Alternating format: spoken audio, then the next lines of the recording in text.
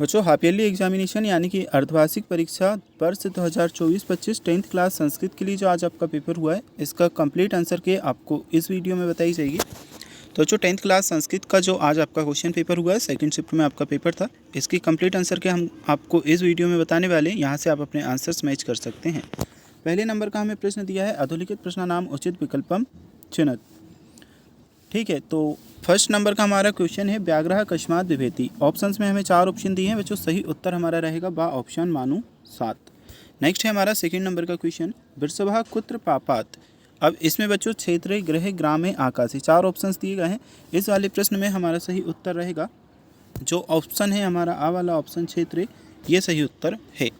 Next है हमारा तीसरे नंबर का क्वेश्चन, गुणी किम वेति। ऑप्शंस में दिया है बलम, दोषम, गुणम और अबलम।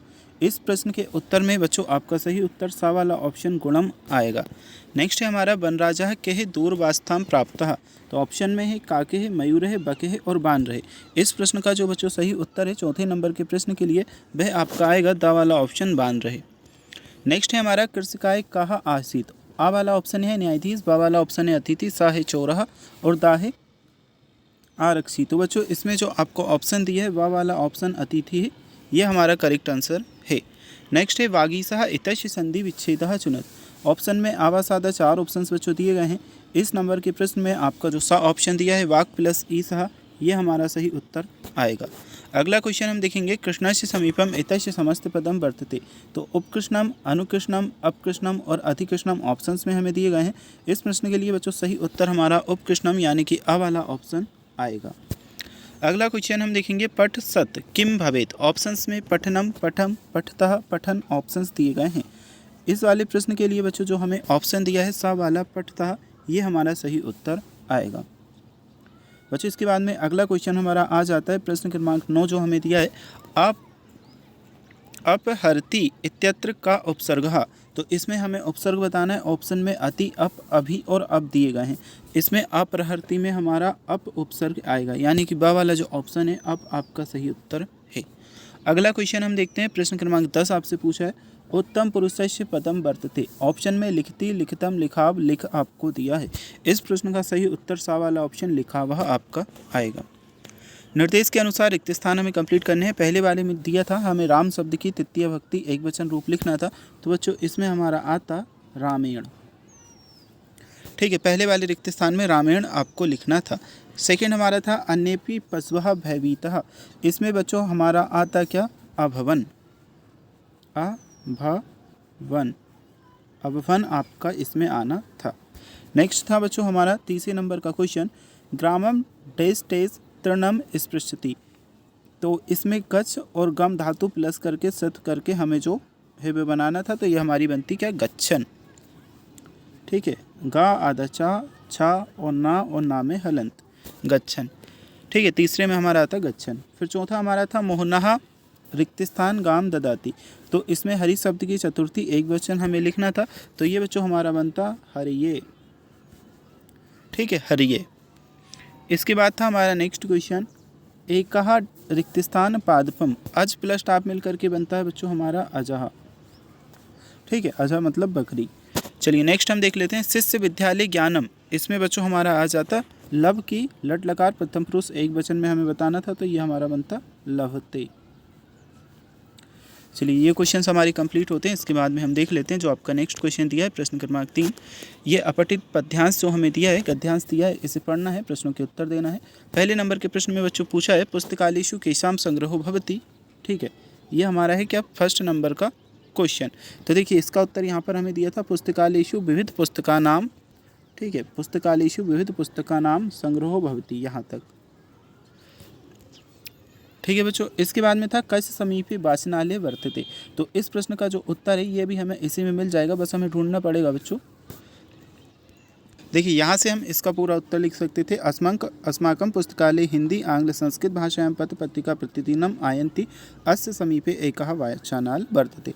तो यहाँ तक हम इस वाले प्रश्न का उत्तर लिख सकते थे। अब आपको पूर्ण वाक्य में उत्तर देना था, अस्माकं पुस्तकालय कुत्र वर्तते। तो इस प्रश्न का उत्तर देखिए, ये था बच्चों आपके इस प्रश्न का उत्तर, अस्माकं पुस्तकालय नगरस्य समीपे रमणीय स्थाने वर्तते। ठीक है, फिर था सर्वे जना पुस्तकालय किम कुर्वन्ति, इस प्रश्न का उत्तर हमें देना था। तो चलिए इस प्रश्न का उत्तर भी बच्चों हम खोज लेते हैं। अस्माकं पुस्तकालये अस्य समीपे सः जनः छात्रा प्रतिदिनम् आगत्य। देखिए बच्चों यहाँ से आपका आ जाता है इस प्रश्न का उत्तर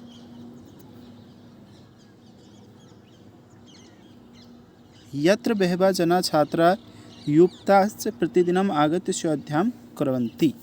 ठीक है, यह आपके इस प्रश्न का उत्तर था। फिर इस गद्यांश का समुचित शीर्षक देना था। तो इसका शीर्षक बच्चों हम लिख सकते थे पुस्तकालय लिख सकते थे, पुस्तकालय का महत्व लिख सकते थे। ठीक है, इस प्रकार से, क्योंकि पुस्तकालय से रिलेटेड आपका गद्यांश है। निर्देश के अनुसार हमें इन जो विकल्प दिए हैं इनके उचित उत्तर चुनना है। आदर्श इति विशेषणस्य गद्यांश विशेष पदम छित्वा लिखत। तो बच्चों ये जो आपका प्रश्न है इसमें बच्चों आपका द वाला ऑप्शन पुस्तकालय आपका करेक्ट आंसर आना था। अगला हमारा है निंदा मितस्य विलोम पदम गद्यांश छित्वा लिखत। निंदा का विलोम पद हमें ढूंढना है, तो इसमें आपको बच्चों प्रशंसाम आएगा। खंडवा हमारा दिया था, इसमें जो शब्द थे इनकी संधि विच्छेद करनी थी। तो तपोवन बच्चों हमें दिया था, तपोवन की हमें क्या करनी थी, संधि विच्छेद करनी थी। और साथ में जो हमें कोअपी दिया था इसकी हमें संधि विच्छेद करना था।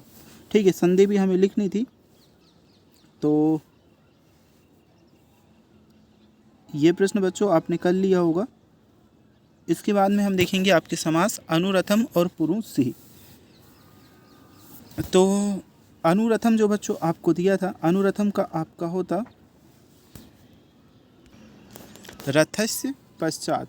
ठीक है, रथस्य पश्चात आपका विच्छेद होता और इसमें अव्ययीभाव समास आपका आना था। पुरुषिंह जो बच्चों आपको दिया था, पुरुषिंह में आपका आ जाता क्या, सिंह इब पुरुषः। पहले सिंह लिखते, फिर इब लिखते, फिर पुरुषः लिखते, और इसमें बच्चों आपका कर्मधारय समास आना था। नेक्स्ट हम देखते हैं, इसमें उचित अव्यय चुन करके रिक्त स्थान को हमें कंप्लीट करना था। तो बच्चों जो रिक्त स्थान को हमें कंप्लीट करना था, विद्यालय परितः वृक्षाः सन्ति, इसमें हमारा आ जाता क्या, परितः। पहले वाले में आता परितः। नेक्स्ट जो हमें दिया था गच्छतु भवान, इसमें हमारा आ जाता पुनः मिलावः। तो पहले वाले में परितः, दूसरे वाले में पुनः आना था। निम्नलिखित पदों प्रयुक्तो उपसर्गो लिखत, इनमें जो उपसर्ग प्रयुक्त हुए उन्हें लिखने थे। अध्यक्ष में हमारा अधि उपसर्ग था, दुर्जनः में हमारा दुर उपसर्ग था। ठीक है, इसके बाद में इन पदों से हमें प्रश्न निर्माण करना था। तो बच्चों प्रश्न निर्माण किस प्रकार से करते वह मैं आपको बता दूं। सह कृच्छ्रेण भारम उद्वहति, तो कृच्छ्रेण आ रहा है, इसमें बच्चों हमारा केन आ जाता है इसकी जगह पे। ठीक है, चौरस्य की जगह पे बच्चों इसमें हमारा कश्य आता। फिर 9वें नंबर का हमारा प्रश्न था, श्लोक जो था इसे कंप्लीट करना था। पाठ्यपुस्तक से कोई 2 श्लोक लिखने थे जो प्रश्न पत्र में ना हो। इसका आपको हिंदी भाषा में लिखना था अनुवाद, पूरा सारांश। और फिर ये 12वां प्रश्न था। ठीक है, 12वें प्रश्न के उत्तर आपको यहीं से ढूंढ करके लिखना था। जैसे कि पहला दिया था कृषकः काव्याम क्षेत्रकर्षणम कुर्वन्ना आसीत्, तो ये यहाँ से यहाँ तक पूरा आंसर आप लिख सकते थे। मेन आंसर इसका बलिवर्तभ्याम आता। ठीक है, कुद्धः कृषकः कम यत्नम आक्रोत, तो इस प्रश्न का उत्तर बच्चों आपका आ जाता, देखिए ये कृषि वाला से लेकर के तो यत्नम आक्रोत तक। ठीक है, यहाँ से यहाँ तक दूसरे प्रश्न का उत्तर था। बलिवर्दाद्यः एकः कीदृशः आसीत्, इस प्रश्न का उत्तर बच्चों आपका आ जाता ये तयो बलिवर्दः एका शरीरेण दुर्बलः से लेकर के तो ये आसीत् तक। फिर जो हमारा नेक्स्ट क्वेश्चन था, कृषकः कम तोदनेन अवर्तितः, तो इस प्रश्न का उत्तर हमारा आ जाता ये जो लाइन है यहाँ से तो यहाँ तक जो मैंने अंडरलाइन किया है। ठीक है, फिर हमें बलवान के विलोम पद लिखना था गद्यांश से छांट करके, और बलिवर्दा इस पद को गद्यांश से छांट करके लिखना था। 13वें नंबर का प्रश्न पूछा गया था। इनके प्रश्न भी बच्चों हमें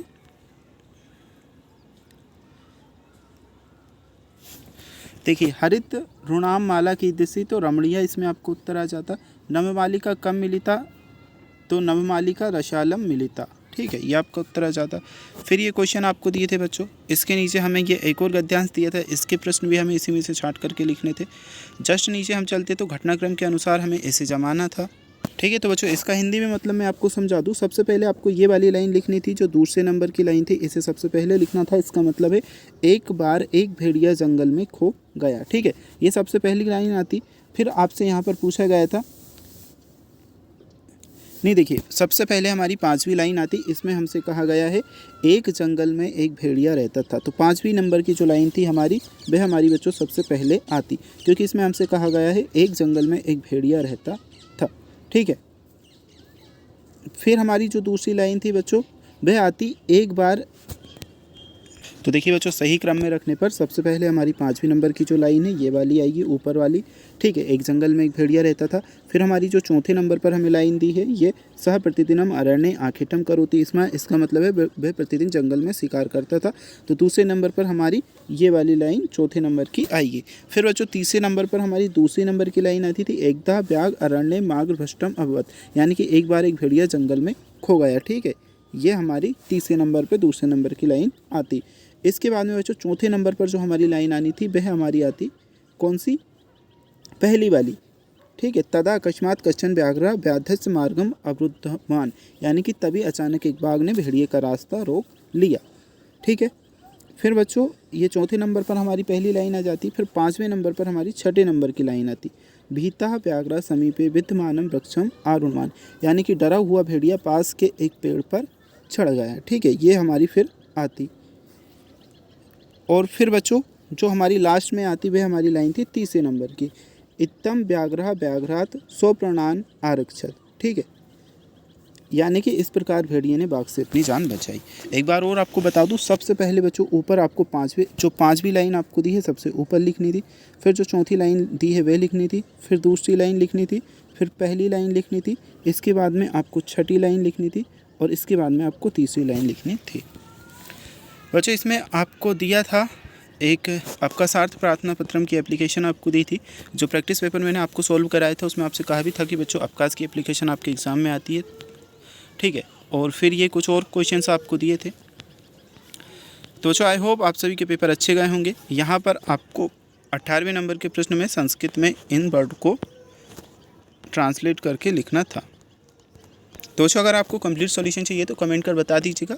यहाँ पर जितने क्वेश्चंस बताए हैं इनसे अपने आंसर्स मैच कर सकते हो।